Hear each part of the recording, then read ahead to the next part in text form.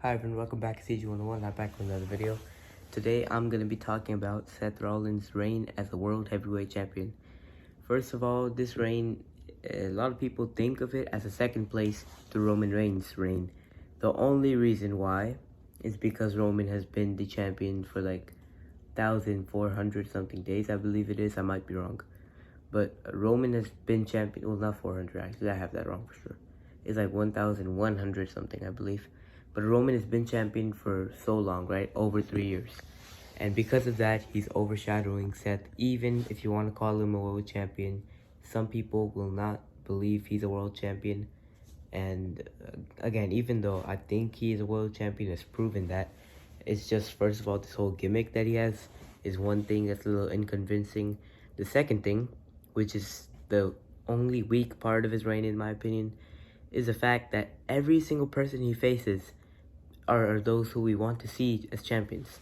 Like, I've rooted for Seth in most of his matches, but at the same time, I was like, man, I kind of want his opponent to win too. Like, let Seth cook, but like, these guys kind of deserve it too, you know? Like, basically, Finn Balor, he feuded with Finn Balor. Finn Balor had like the first ever Universal Champion, and that was only for one day. Then he got injured. Never been a champion again. 7 years. Still hasn't been a world champion. And so we wanted to see him win at SummerSlam. Thought he was going to win at SummerSlam. Really thought, but didn't happen. And I don't think they're going that route anymore.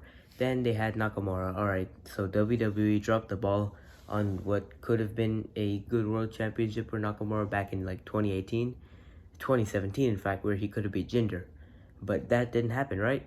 So it's like, if you're putting Nakamura in the world title picture, I was rooting for Seth here just because I feel like you have him being a jobber for like ever since 2018, and now he attacks Rollins and all of a sudden he becomes this big threat to the title act. I didn't see that happening. But then McIntyre, he never had a title in front of the fans, his big moment. So it was like, you're really rooting for this guy, right? I mean, he looks like he could take the title away from Seth. And, I mean, he could definitely be a world champion, definitely elevate the title. The fans were behind him, just like they were behind Seth. So it was a 50-50 here, like, man, I don't know where to go.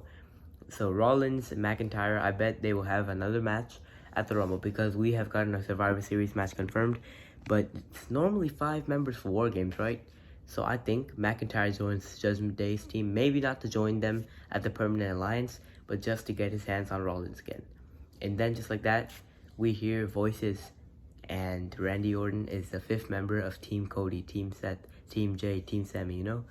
So that's honestly though, the biggest problem with Seth Rollins' reign is that all of his opponents are people who we also want to see win the big prize. And Sami Zayn was an example of that today, except that was not going to be a long-term feud. It was just a more of a placeholder match to set up for a Survivor Series. But definitely good to see Sami still in the world title picture, not losing his main event status.